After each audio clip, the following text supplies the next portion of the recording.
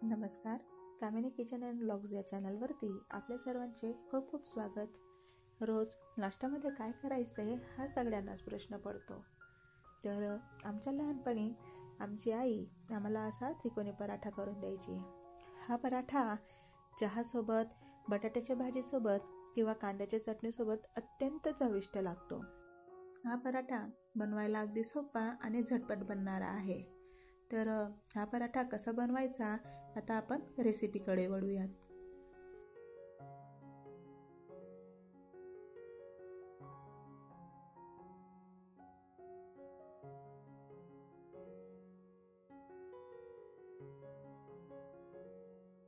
या ठिकाणी मी परातीत 2 ते 3 कप गव्हाचं पीठ, अर्धा चमचा हळद आणि चवीपुरतं मीठ, त्याची नरम अशी कणिक मळून घ्या.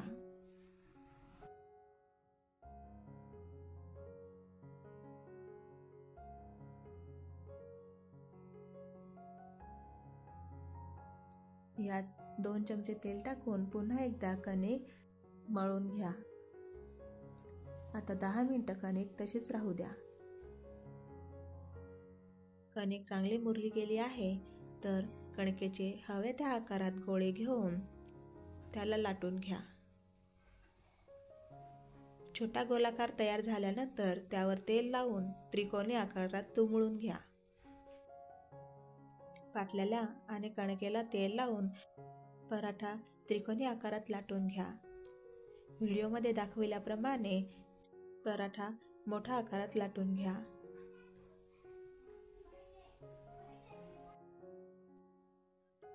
हे बघा, अशा प्रकारे हलका जाडसर पराठा लाटून घ्या. तवा छान तापल्यानंतर त्यावर तो पराठा तेल लावत छान खरपूस भाजून घ्या.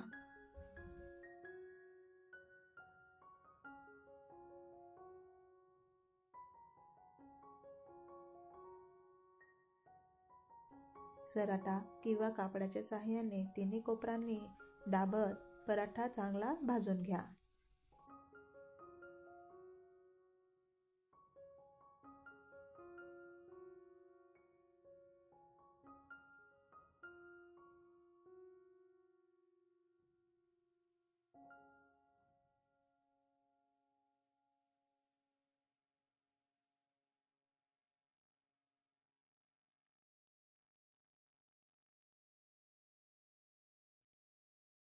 अशा प्रकारे आपला गरमागरम पराठा तयार आहे.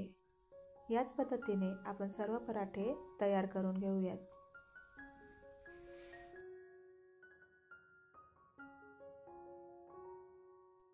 चला तर मग उर्वरित कणकेपासून आपण सर्व पराठे तयार करून घेऊ. लक्षात ठेवा, हा पराठा फक्त तेल लावून लाटून घ्यायचा आहे, पिठाचा वापर करायचा नाही. हा पराठा खायला अतिशय चविष्ट तर असतोच, पण तो दिवसभरही असाच मऊसूत आणि चांगला राहतो. त्यामुळे तुम्ही हा पराठा एकदा नक्की ट्राय करून पहा. हे पहा, आपला पराठा छान फुलला आहे. हलक्या हाताने आपण पराठा लाटून घेतल्यास तो छान फुलतो आणि नरम राहतो.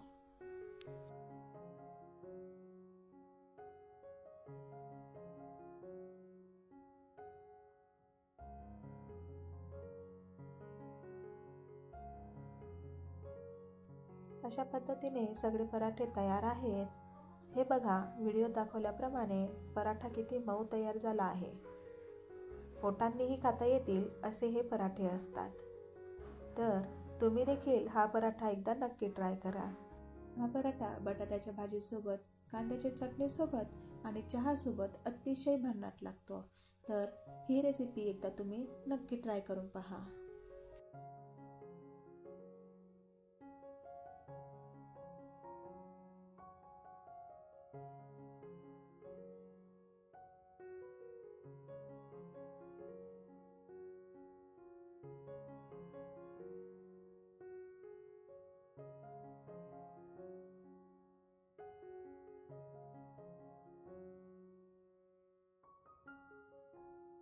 अशाच पद्धतीच्या रेसिपी पाहण्यासाठी आपल्या चॅनलला लाईक करा, शेअर करा आणि सबस्क्राईब करा. धन्यवाद.